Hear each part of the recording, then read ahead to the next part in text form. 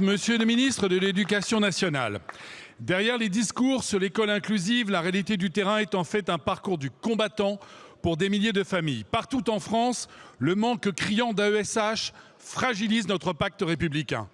Dans ma circonscription, dans les Yvelines, à Fontenay-le-Fleury ou à Trappes, dans les écoles élémentaires Descartes, Messiaen, Maurice Thorez ou encore celle d'Henri Vallon, pour n'en citer que quelques-unes, et comme dans de nombreuses communes françaises, des dizaines d'enfants se trouvent privés des heures d'accompagnement pourtant notifiées par la MDPH. À Trappes, un élève sur 3, par exemple, n'a pas d'AESH. En 2025, 48 000 élèves étaient en attente, une augmentation de 33% par rapport à l'année précédente.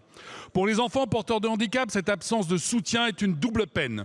Elle entrave leur socialisation, brise leur élan vers l'autonomie et compromet gravement leur apprentissage. Mais les conséquences ne s'arrêtent pas là. Ce manque de moyens crée un effet domino dramatique.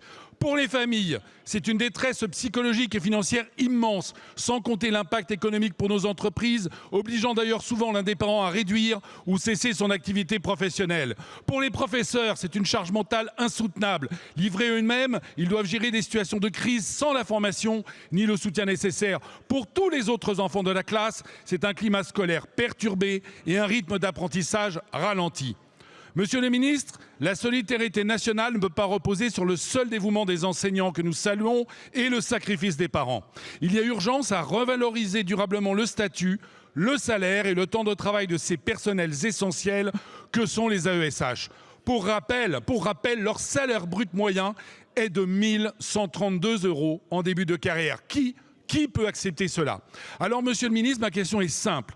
Quand allez-vous accorder aux AESH un véritable statut de la fonction publique ou bien nous proposer toute autre solution viable pour mettre fin à la précarité et à la crise des vocations?